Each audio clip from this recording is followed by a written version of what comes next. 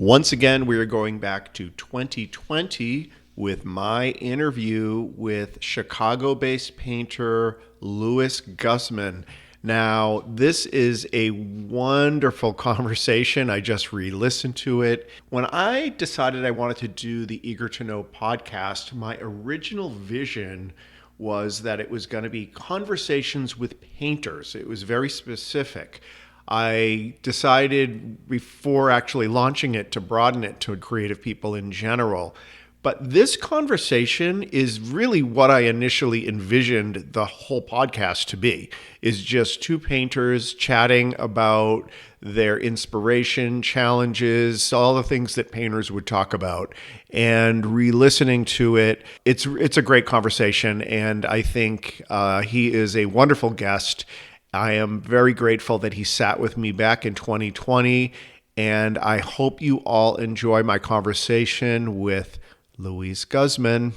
So Luis, we know each other through an art gallery that you and I both go to, and we go for an artist critique where we bring our artwork and other people provide us critiques, which is a wonderful experience for me.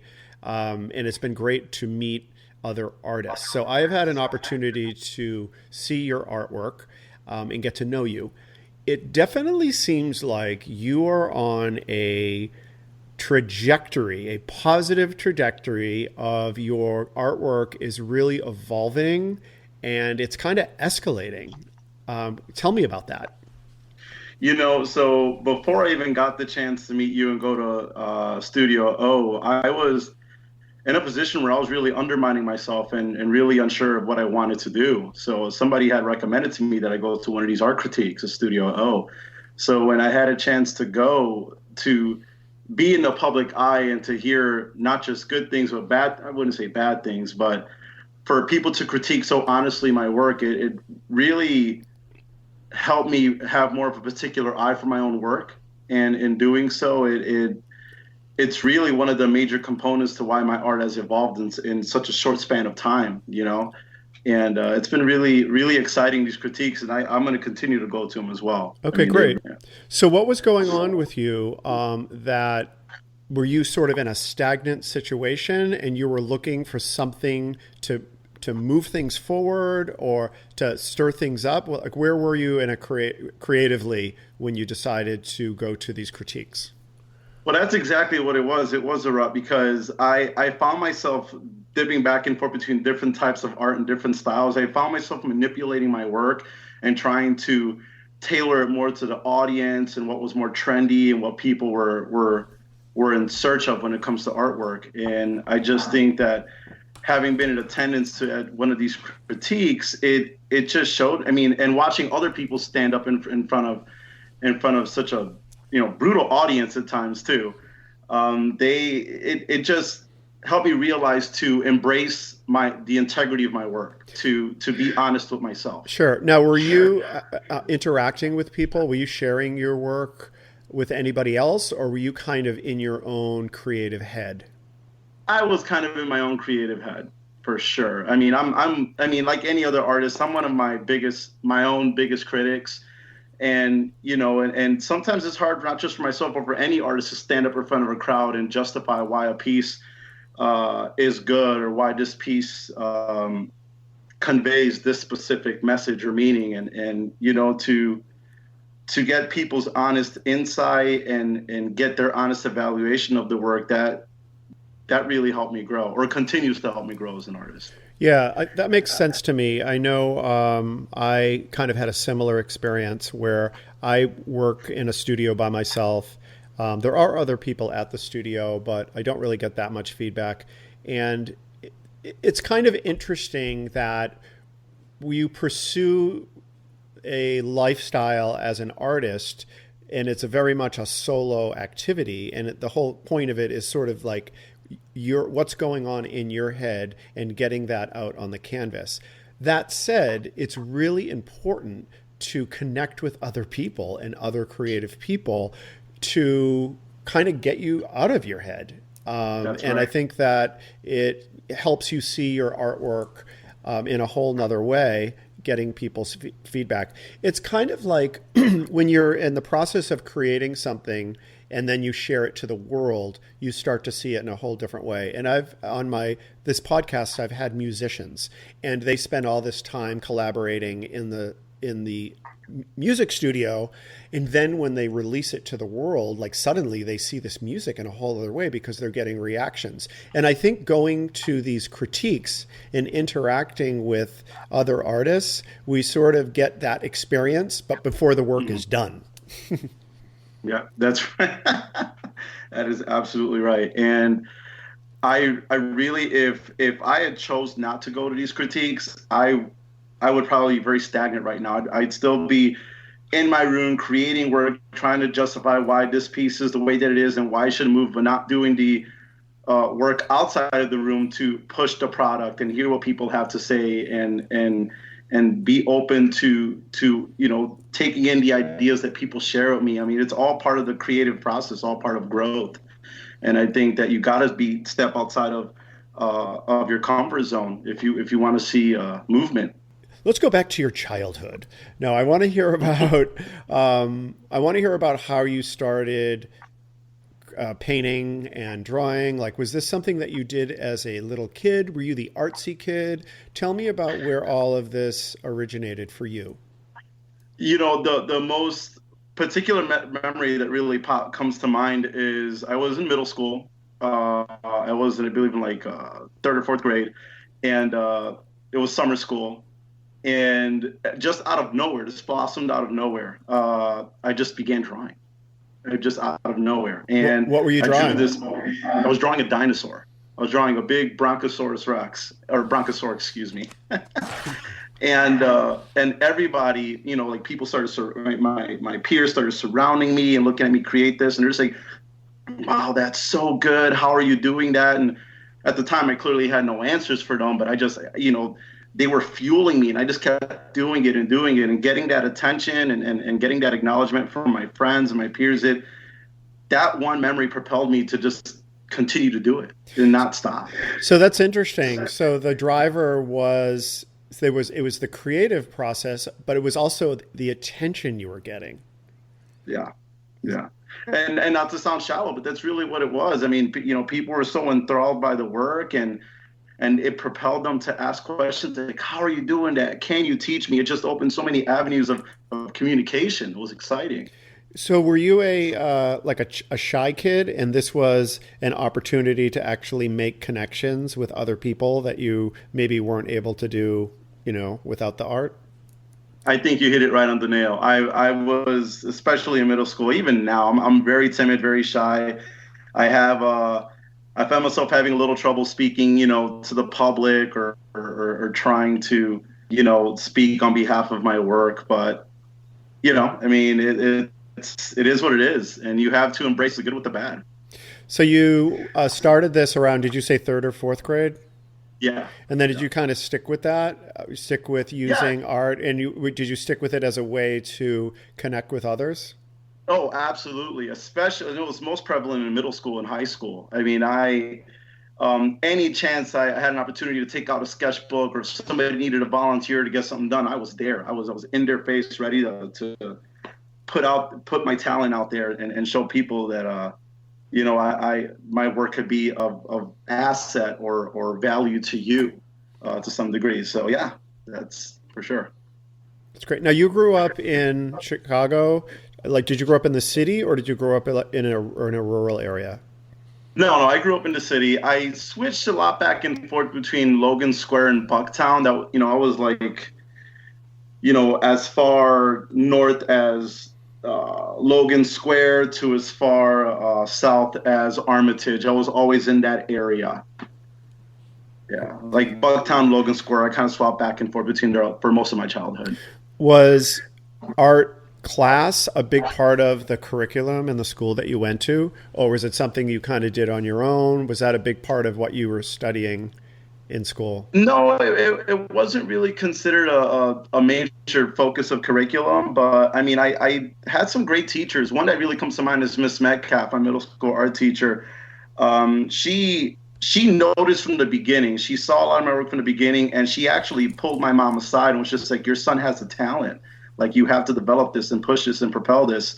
And I soon come to find out that my mom also had an artistic talent, and she just kind of blossomed from seeing me do it. And I would watch her draw Disney characters and dinosaurs and cavemen, and in such great detail. And I was like, I want to do that. I want to get good at this, So she was a big advocate for my work, and I'm really grateful to her. But it's funny how it took me having that one moment to really bring her creative momentum back up. It was really interesting to see that. Meaning for your mom? Yeah. Because she had stepped aside for a while when it came to art, and I wasn't even aware that she was creative in that sense.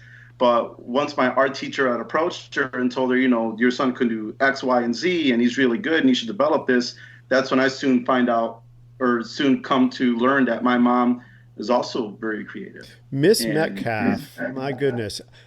I would say that 50% of the people that I talk to on my podcast, when they tell the story about their origins of their creativity, they always have a teacher that did exactly what you just described, and they always immediately name her as Miss Metcalf. That's so interesting and so amazing and fun.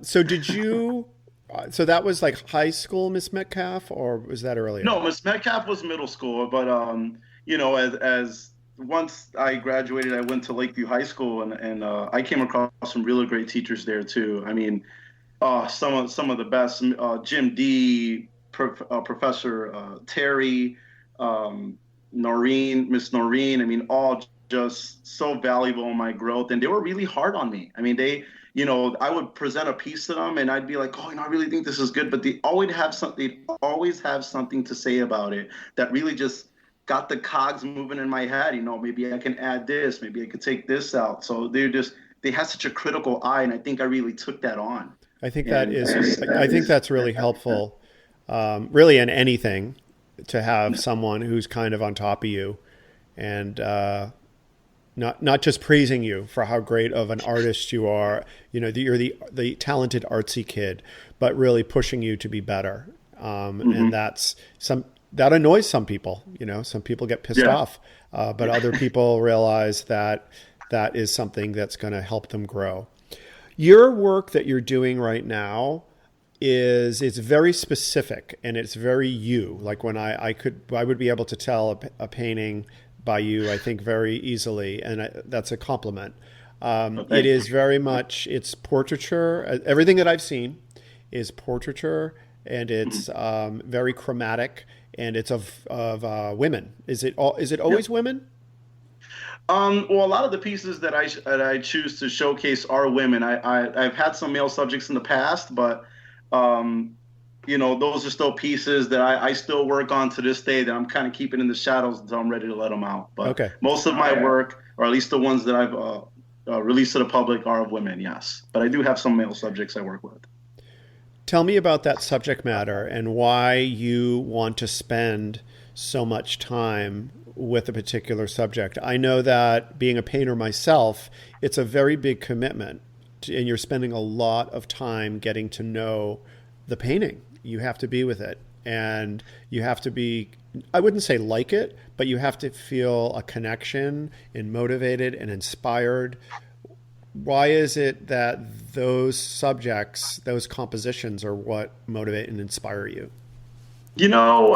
So that has been a question that I have tried so hard myself to answer, and there's just so many underlying layers that contribute to why I zone in or focus on one particular piece for so long. And one common thing that I've noticed, especially with the photo itself, is that the gestures that some of these women convey in their photos are so seductive and so welcoming, and so it's just so organic almost to me. And I enjoy exploiting that, whether it's the color of their eye or the way their hand drapes under their chin, or how they gaze in a certain angle or gesture. It's all inspiring to me, and I really try to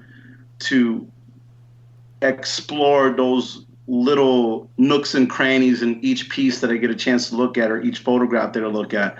And one other thing that I've noticed too with my work is that a lot of the subjects that I paint are women that I've either met or in person or through social media, and I've gotten a chance to know them to some personal degree, and I kind of like to put the spotlight on them in some sense.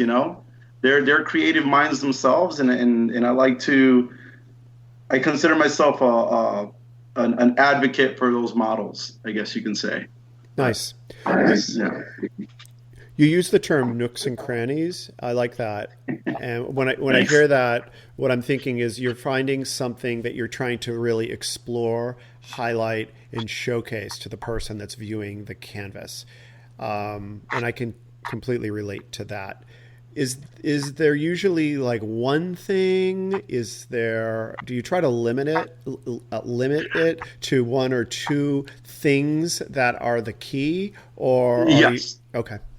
Yeah, and I think the one constant that really just is that sells me on a piece or sells me on a woman is their eyes. I mean, as I say, eyes are a window to the soul, and I've been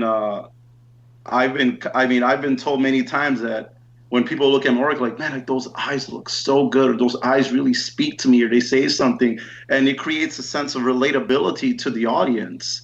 I mean, without me saying anything or trying to project a specific emotion or theme or climate for that matter, but it's exciting to see that when somebody looks at my work, like once they look into their eyes, it relates something to them without me having to how do I say, to like push them or walk them through it. I don't know if that makes any sense, but that's my way of how I sum it up, and it's the eyes really that sell me on a piece. You're walking them through it with your technique on the canvas. Yeah, I mean, and it's funny because sometimes when I'm working on something, I mean, the inspiration or how I apply the paint, whatever you want to call it, when I'm interacting with the piece, sometimes it's instantaneous, it's so abrupt, and it's so hard to replicate that or duplicate that. So sometimes I have to step away from it, maybe a day, a week, even a month sometimes. And when I come back to it, there's just resurgence, and then I get involved again. And the process is so exciting for me, and I really think that's what people take from the piece when they see it. It's just like they see the work, they see the layers, they see the complexity of it, and it's exciting to me when people can see that and relate that to me without me having to give them a direction. Just they get engulfed with this feeling just looking at the piece. So it's exciting, and that's what's really pushed me to want to do more work and work with this momentum that I've been so lucky enough to gain. Yeah, it sounds like, I mean, I'm no expert in these matters, but it sounds like that's the sign of a talented artist if you are able to get people to understand and feel something and make them think just by what's on the canvas. If someone came up to you in a gallery during a show and you were like the whole social part you were comfortable with, are you fine? Do you have a lot of stuff to say about a particular piece, or would you feel like what is on the canvas is really all you have to say?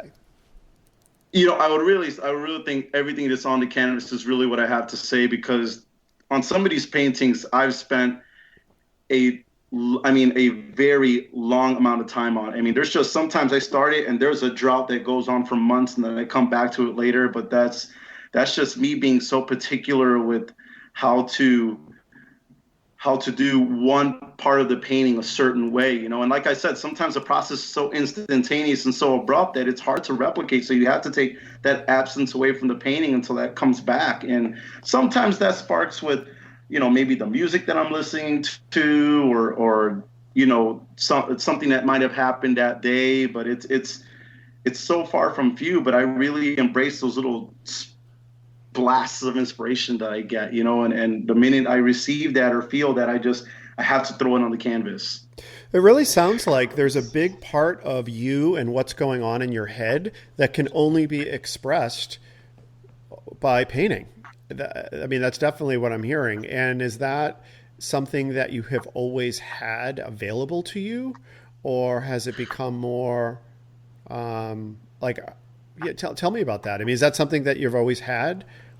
No, that is something that I've not always had, because like I said earlier in the conversation, I mean, there were times where I found myself tailoring my work to fit to, a specific crowd, or just like taking away the integrity of my piece and just focusing on moving the product. And I think that if you want to become, whether it's a successful artist or established artist, whatever your vision may be long term, you have to embrace the integrity of your work and the processes that it takes to provide a finished or final product. I mean, and that comes with the droughts in between inspiration. I just think you have to embrace all that comes your way, and once you're able to accept who you are as an artist, that only becomes easier. And it's only become easier for me recently.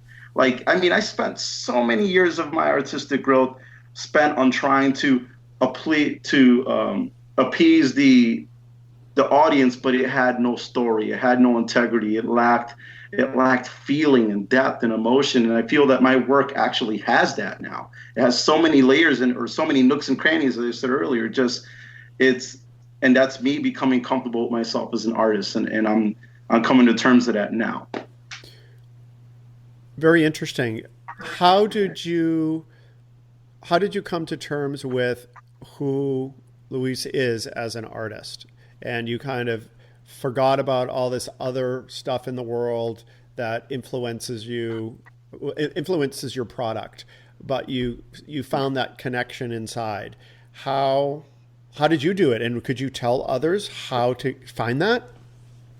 Constant failure. You have to fail. You have to constantly fail. You have to even at times be bored with your work. Eventually you find yourself in a position where you're just like, you're going to do it because you want to do it. You're not looking to fit a specific criteria or do things the way this artist does it. You have to just fail and realize, you know what, this isn't meant for me. This is what I was meant to do. Because eventually I found myself taking 2 steps back and realizing what I loved to do was to paint women from the beginning. That's what I like to do. It started with dinosaurs. It went on to, cartoon characters. But eventually I just found myself painting women, whether that was full body or portrait. And eventually I just realized this is what I love to do.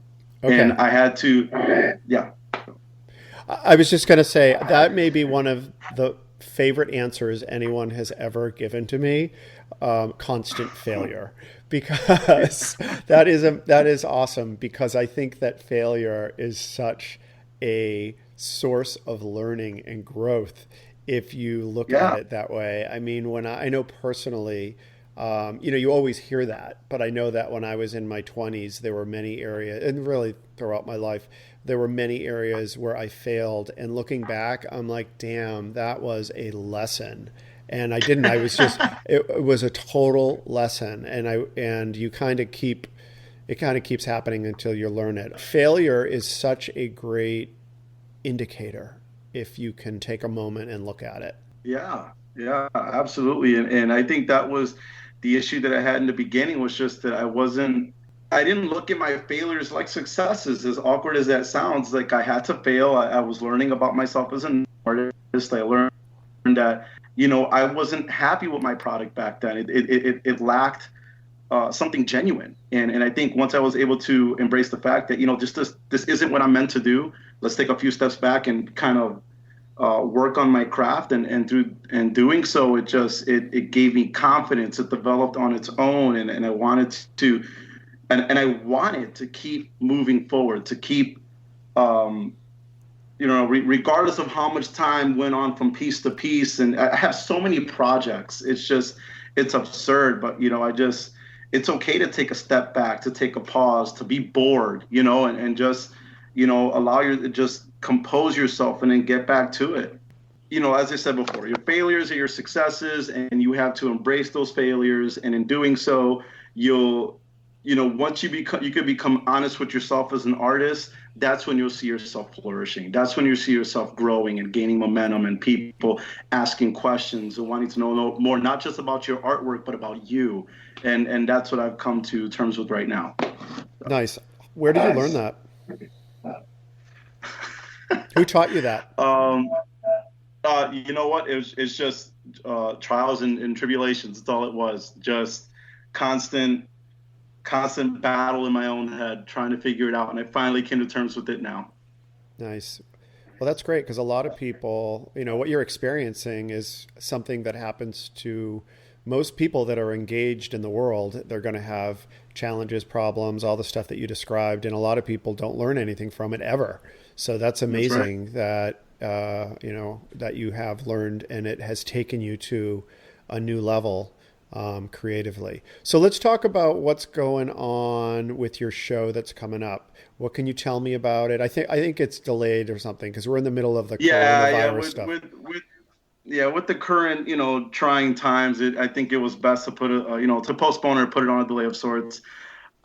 This is my opportunity to just get a bigger spotlight on my work and just really gauge the interest of the audience, on a bigger spectrum. I've had the opportunity to meet a lot of amazing artists, including yourself, Rick. Of course, I'm a big fan of yours.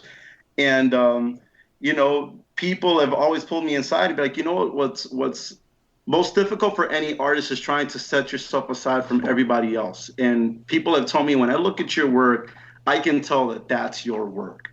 And I think that's a huge compliment. When somebody can tell me that they can set aside my work to someone else's, it's I think that is what you need to hold on to in order to propel yourself. So again, this is just an opportunity for people to come see my work, to gauge your interest, to really show people how I've grown as an artist. Because I've had a lot of followers who have followed me for a long period of time, and they've actually seen growth and have written to me and told me, we see a lot of development out of you. Great job, keep it up. And I think with any artist, you got to take the time to at least do one solo show and see what that can do for you, whether it's the results that you want or the results that you don't want. I mean, you got to do it. I mean, it's one of the stepping stones to seeing yourself grow as an artist, and that's really what the show is all about. Wonderful. Are you hesitant at all about putting all of this stuff out into the world and people's reaction, or are you confident or comfortable? No, I think I'm really excited about it because, like I said, I wasn't comfortable when I had the art critiques, but it pushed me. It helped me to do more and to be comfortable with my work and to see it with more of a particular eye. And I think that doing this on a bigger spectrum is going to kind of calcify what it is that I don't want to say meant to do, but what I should be doing as an artist, as a creative. Okay.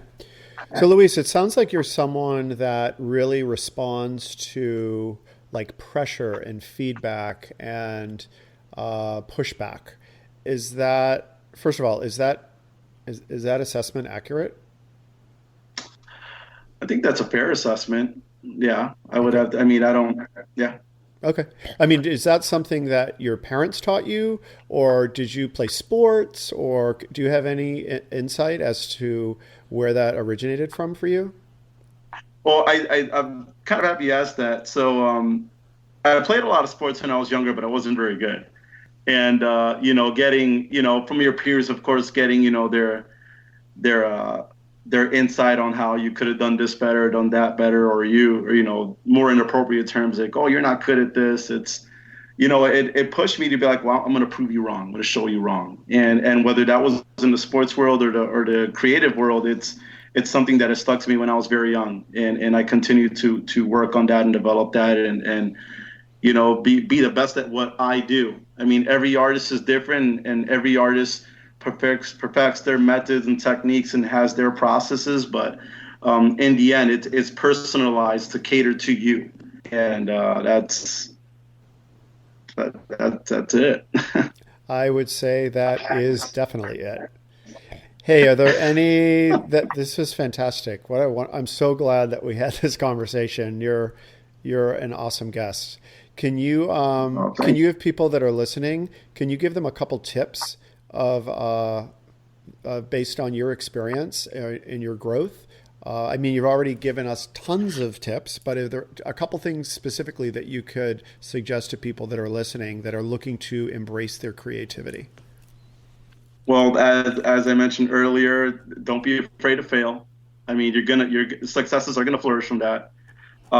Next thing I would say is if you really want to see growth and really want to gauge what people think of your work, I mean, you have to put yourself out there. You got to put yourself in a position where you're uncomfortable, because that's where you're going to get the most honest and genuine assessment, and then you're going to be able to really evaluate your work and its integrity. So I think those are two major points that I would share with people, and just. Last one is just don't stop. Whatever you do, do not stop. Keep, painting. Keep writing music. Keep writing. Whatever you're doing, don't stop. Eventually, you're gonna capture that essence of why you're doing what you're doing, and then you're just gonna build off that, and then the ride's just gonna be a ton of fun, and just embrace it all. Perfect. Where can people see your work or learn more about you? I know you have an Instagram and I think also on Facebook. Can you give us, or your website, just give us all your handles? Yeah, so right now the best way to reach me is my Instagram handle, which is guru_gulu, and I can spell that for you. GULU_GURU, or I'm sorry, GURU_GULU.